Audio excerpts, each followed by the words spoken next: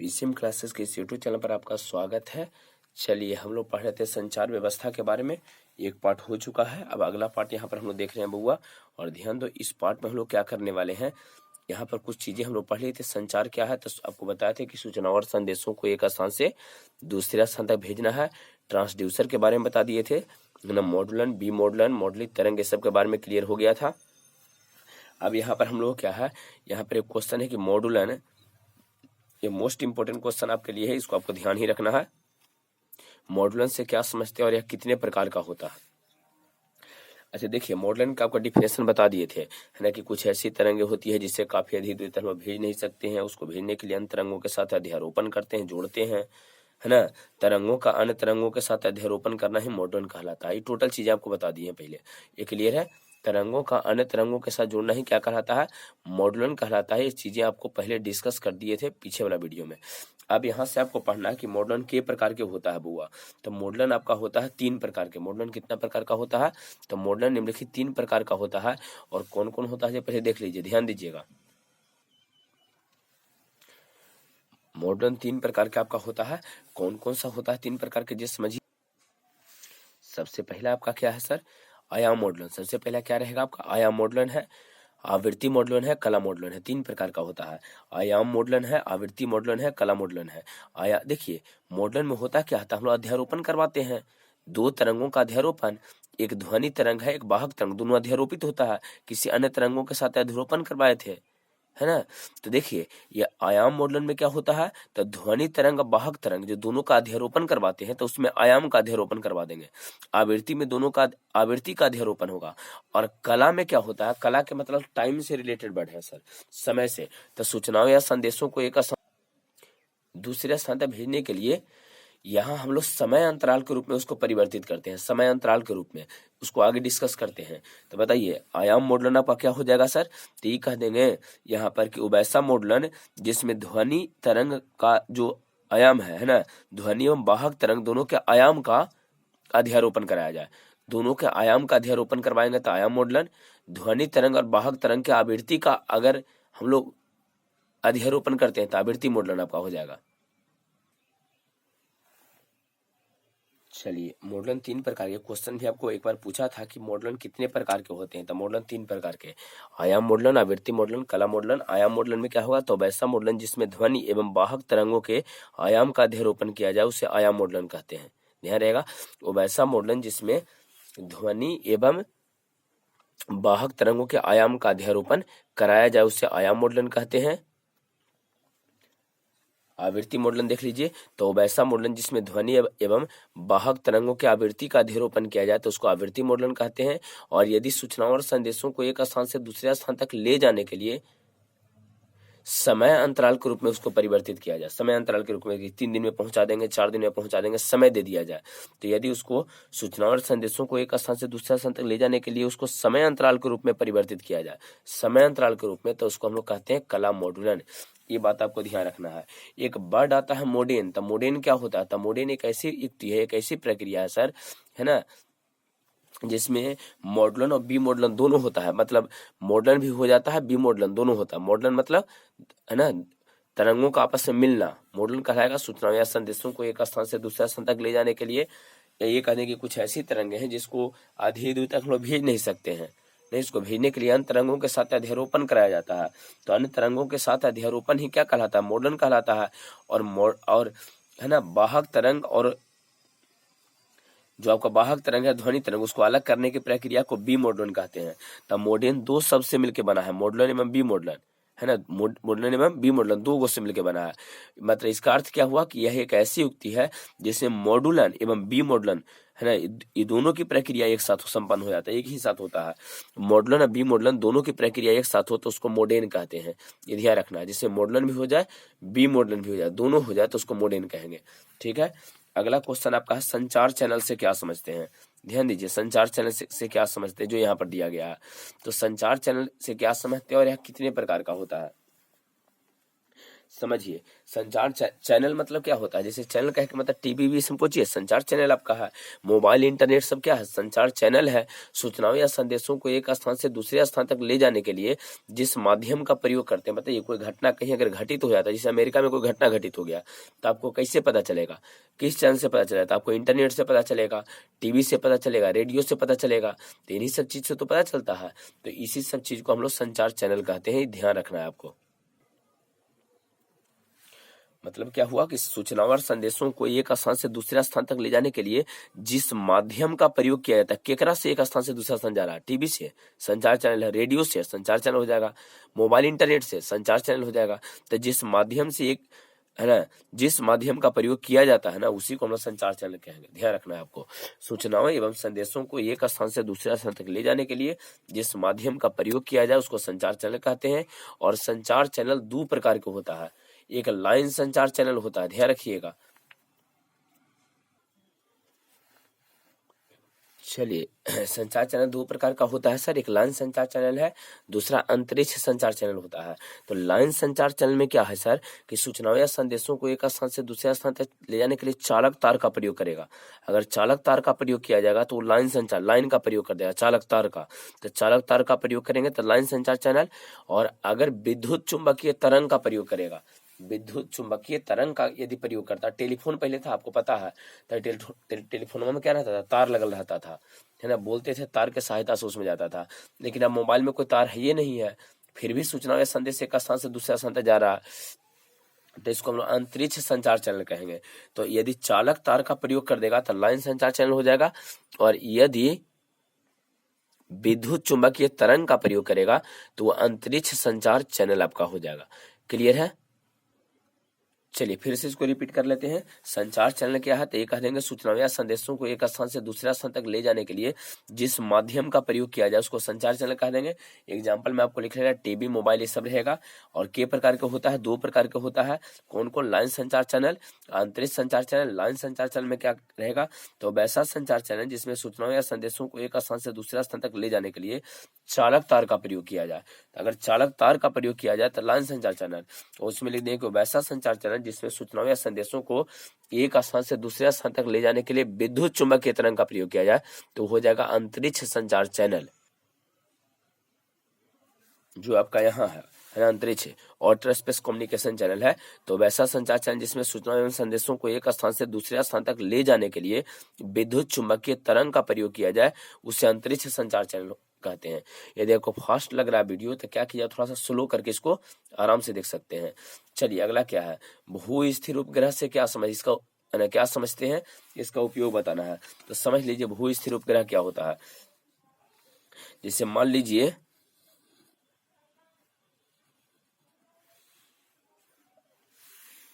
समझिए इधर,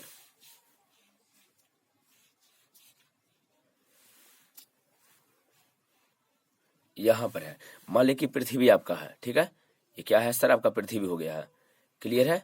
अच्छा अब क्या है, ये पृथ्वी पर आप यहाँ हैं और जितना कोणीय वेग, जितना तेजी से पृथ्वी घूम रहा है उतना ही तेजी से ये वाला उपग्रह घूमना शुरू कर दे। तो अगर आप यहाँ है तो सामने रहेगा, यहाँ आइएगा तो यहाँ पहुंच जाएगा, यहाँ आप आइएगा तो यहाँ पहुंच जाएगा। दोनों का अगर कोणीय वेग बराबर हो जाए, जो ऐसे से घूम रहा है कोण के रूप में, ऐसे घूम रहा है वृत्त के रूप में, तो कोणीय वेग दोनों ऐसे घूम रहा है, तो अगर दोनों का कोणीय वेग समान हो जाए तो पृथ्वी के किसी बिंदु से स्थिर दिखाई देता है, हमेशा लगता है सामने सामने खड़ी है। हाँ, अगर एक वेग ज्यादा रहेगा तो ये आगे निकल जाएगा, जब पृथ्वी का वेग ज्यादा है तो पृथ्वी आगे की ओर घूम के आगे निकल जाएगा, पृथ्वी घूम के आगे निकल जाएगा।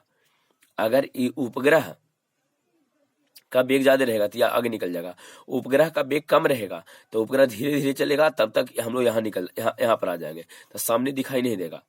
नहीं, तो ध्यान रखिए दोनों का कोणीय वेग बराबर होना चाहिए। पृथ्वी और उपग्रह का कोणीय वेग यदि आपस में समान हो जाता है तो भूमि से स्थिर दिखाई देता है, इसका आंसर इसको बोलते हैं भू स्थिर उपग्रह। नहीं, तो भू स्थिर उपग्रह आपका क्या होता है सर, तो यहाँ देखिए क्या है, यदि किसी उपग्रह का कोणीय वेग पृथ्वी के कोणीय वेग के बराबर हो जाता है, ठीक है, यदि किसी उपग्रह का कोणीय वेग जो होता है सर, है ना, उपग्रह का कोणीय वेग पृथ्वी के कोणीय वेग के समान हो, तो इस स्थिति में उपग्रह पृथ्वी के किसी स्थान से एक ही बिंदु पर स्थिर दिखाई देता है ना। अगर दोनों का कोणीय वेग बराबर हो जाएगा तो इस स्थिति में पृथ्वी का जो ये जो उपग्रह है पृथ्वी के किसी बिंदु से स्थिर आपको दिखाई देगा। इस प्रकार के उपग्रह को बोलते हैं भू स्थिर उपग्रह। इसका प्रयोग देख लीजिए क्या है ना, मौसम की जानकारी के लिए, प्राकृतिक आपदाओं के पूर्ण अनुमान के लिए। नहीं देखते हो आप न्यूज में सुन लेते हो कि देखिए ये 4 दिन बाद ये ऐसा मौसम रहेगा, 4 दिन तक ऐसा मौसम रहेगा, 2 दिन तक ऐसा मौसम रहेगा, भूकंप आवेगा, इतना तारीख को इतना बजे है ना भूकंप आवेगा, ऐसा कुछ इन्फॉर्मेशन आता है। तो ये सब कौन बताता है आपको? भू स्थिर उपग्रह ही तो बताता है ना। बाढ़ या सुखाड़ हुआ कि नहीं इसकी जानकारी दे देगा। कोई भी घटना को टीवी पर प्रसारित करना है तो इसका उपग्रह का हम लोग प्रयोग कर लेते हैं। तो ये सब आपको ध्यान रखना है। भू स्थिर उपग्रह क्या हुआ सर? तो यदि किसी उपग्रह का कोणीय वेग पृथ्वी के कोणीय वेग के बराबर हो तो इस स्थिति में उपग्रह जो है ना, उपग्रह पृथ्वी के किसी स्थान से एक ही बिंदु पर स्थिर दिखाई देता है। इसे भू स्थिर उपग्रह कहेंगे। और भू स्थिर उपग्रह के उपयोग लिखने के लिए कहता है, तो ये देखिए आपका उपयोग है ना, उपयोग है। अब यहाँ पर आइए समझिए, यहाँ पर एक और इम्पोर्टेंट क्वेश्चन है। भू तरंग है ना, भू तरंग संचार, व्योम तरंग संचार और आकाशीय तरंग संचार क्या है? तीनों आपके लिए इम्पोर्टेंट है, समझिएगा। भू तरंग संचार है, व्योम तरंग संचार है और आकाशीय तरंग संचार। तो देखिए इसमें भू तरंग संचार क्या है कि इसमें पृथ्वी सतह के साथ एक स्थान से दूसरे स्थान जाएगा। तब आपको कहना है कि भू तरंग संचार आपका है। चलिए भूत यहाँ पर आपको क्वेश्चन था भू तरंग संचार। तो भू तरंग संचार क्या होता है? देखिए कुछ ऐसा तरंग होता है ना जो पृथ्वी सतह के साथ एक स्थान से दूसरे स्थान जाता है। कुछ ऐसी तरंगे हैं जो पृथ्वी सतह के साथ ही आपको एक स्थान से दूसरे स्थान जाएगा, नीचे नीचे पृथ्वी सतह के साथ जाएगा, उसको भू तरंग कहते हैं। भू मतलब भूमि, तो भू तरंग कहेंगे। और तरंगों के इस प्रकार के संचार को भू तरंग संचार कह देंगे। ये क्लियर है? अच्छा, व्योम क्या होता है? तो देखिए वो वैसा तरंग जिसका परावर्तन जो है आयन मंडल से हो जाए, है ना, आयन मंडल से टकरा के लौटेगा, आयन मंडल से टकरा के लौटेगा, ठीक है ना। तो अगर आयन मंडल से कोई टकरा के लौट रहा है, परावर्तन उसका आयन मंडल से हो रहा है, तो उसको हम लोग कहते हैं व्योम संचार। जैसे मान लीजिए यहाँ पृथ्वी सतह है, आयन मंडल ऊपर है, तो गया यहाँ से टकरा के लौट के चला आया, तो व्योम में क्या होता है? आयन मंडल से टकराया, तो उसको व्योम तरंग संचार कहते हैं, ठीक है। और आकाशीय वाला में क्या होता है कि आयन मंडल से न टकरा के इधर कोई उपग्रह से टकराता है, आयन मंडल से नहीं टकराएगा। ये दो बात क्लियर है। भू तरंग में क्या हो जाएगा सर? तो भू तरंग में वैसा है ना, वैसा तरंग जो भूमि सतह के साथ एक स्थान से दूसरे स्थान तक चल रहा है, तो उसको भू तरंग कहेंगे। और तरंगों के इस प्रकार संचार को भू तरंग संचार कहेंगे। संचार मतलब एक स्थान से दूसरा स्थान तक जा रहा है जो। अब व्योम तरंग क्या होता है? व्योम तरंग संचार क्या होता है? तो वैसा तरंग जिसका परावर्तन आयन मंडल से होता है उसको हम लोग व्योम तरंग कहते हैं।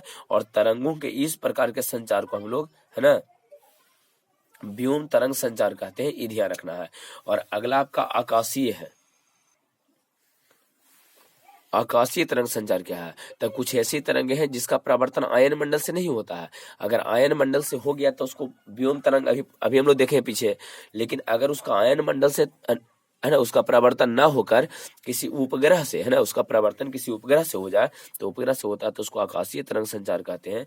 और तरंगों के इस प्रकार के संचार को आकाशीय तरंग संचार कहा जाएगा, ये आपको ध्यान रखना है। चलिए अगला सुदूर संवेदन क्या है? तो किसी स्थान पर गए बिना उस है ना स्थान की जानकारी प्राप्त करना। कहीं आप नहीं गए हैं, अमेरिका आप नहीं गए, लेकिन वहां पता चल जाता है हम लोग को कि वहां क्या घटना घट रहा, नहीं घटना घट रहा, तो इसको हम लोग कहते हैं सुदूर संवेदन। किसी स्थान पर गए बिना उस स्थान की जानकारी प्राप्त करना सुदूर संवेदन कहलाता है। क्लियर हो गया? किसी स्थान पर गए बिना उस स्थान की जानकारी प्राप्त कर लेना सुदूर संवेदन कहलाता है। चलिए एंटीना की ऊंचाई के बारे में हम लोग देखेंगे, लेकिन सबसे लास्ट में इसको देखेंगे। अगला क्वेश्चन क्यों चलते हैं। चलिए अगला क्वेश्चन क्या है यहाँ पर? यह संचार है ना, यह क्वेश्चन पूछता है सर, संचार प्रणाली में संचरण के लिए प्रयुक्त 3 विभिन्न विधाओं का उल्लेख करें। क्वेश्चन आपका 3 विभिन्न विधान जो होता है उसका उल्लेख करना है।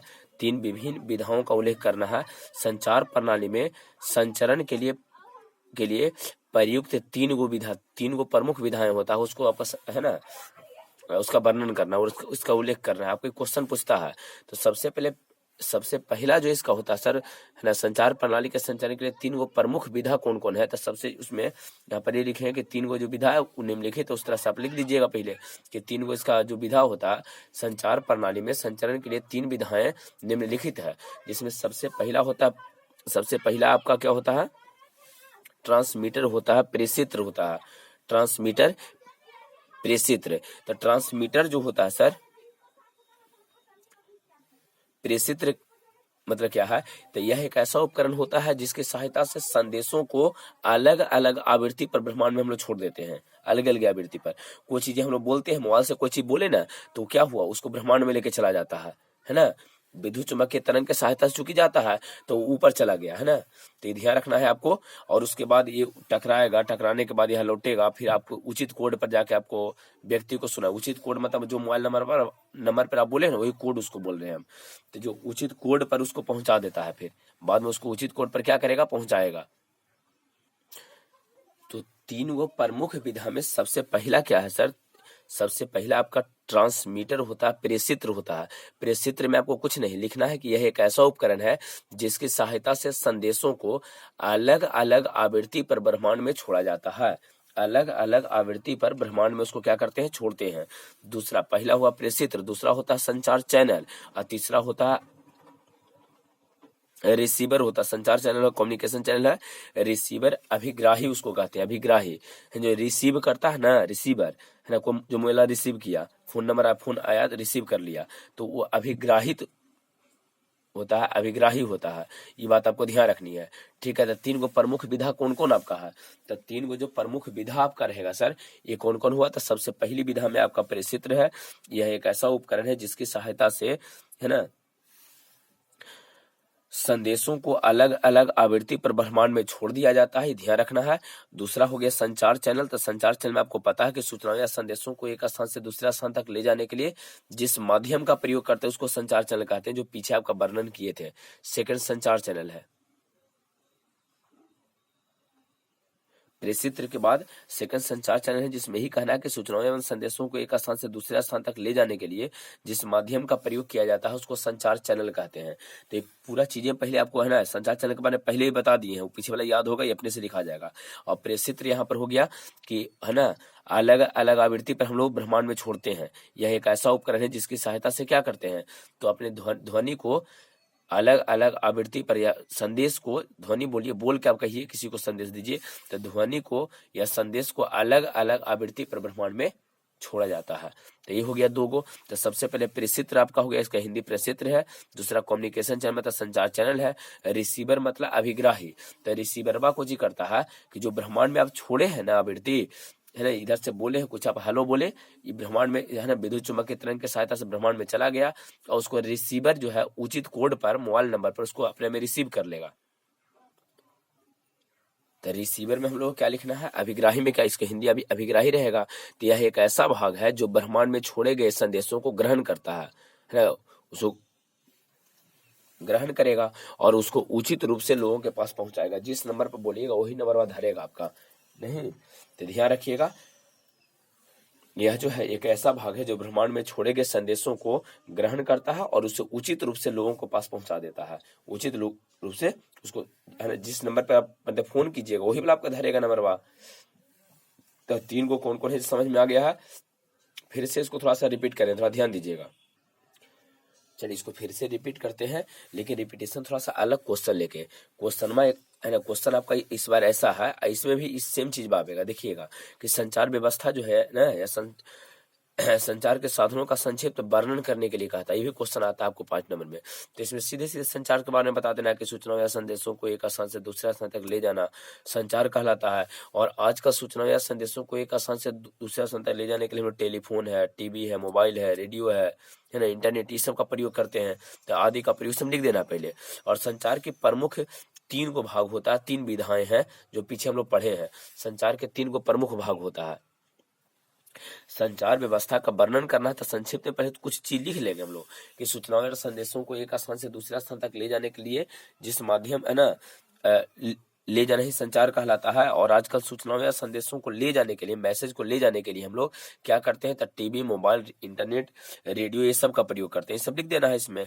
और इसके प्रमुख 3 विधाएं होता है। कौन कौन है, तो सबसे पहले यहाँ देखिए ट्रांसमीटर होता है, जरा प्रेषित्र बोले थे हिंदी में, पीछे था हिंदी में प्रेषित्र लिख लेना है। कम्युनिकेशन चैनल, संचार चैनल, रिसीवर अभिग्राही है, तो है ना, यहाँ पर क्या था, प्रेषित्र में क्या था आपका, ट्रांसमीटर में क्या था, तो ट्रांसमीटर में यह एक ऐसा उपकरण है जिसकी सहायता से संदेशों को या सूचनाओं या संदेशों को क्या करते हैं, अलग अलग आवृत्ति पर ब्रह्मांड में छोड़ दिया जाता है। आपको पता है, पीछे भी समझाए थे, अलग अलग आवृत्ति पर बउआ ब्रह्मांड में छोड़ दिया जाता है। कम्युनिकेशन चैनल क्या है, सूचनाओं या संदेशों को एक स्थान से दूसरे स्थान तक ले जाने के लिए जिस माध्यम का प्रयोग करते हैं उसको कम्युनिकेशन चैनल कहते हैं, है ना। कम्युनिकेशन संचार चैनल कहते हैं, इसको हिंदी में संचार चैनल हो जाएगा आपका। रिसीवर में आपका क्या हो जाएगा, अभिग्राही में क्या हो जाएगा, तो यह एक ऐसा भाग है जो ब्रह्मांड में छोड़े गए संदेशों को ग्रहण करके और उसको उचित लोगों के साथ पहुंचाता है, जो पीछे हम लोग पढ़े थे। तो वही तो है, सेम चीज है, केवल वर्णन कर देना है यहाँ पर। क्लियर है। अब कुछ नोट पॉइंट, WWW का पूरा नाम क्या होता है सर, वर्ल्ड वाइड वेब, ध्यान रखना है। UHF का पूरा नाम क्या होता है, तो अल्ट्रा हाई फ्रीक्वेंसी, U से अल्ट्रा, S से हाई, F से फ्रीक्वेंसी।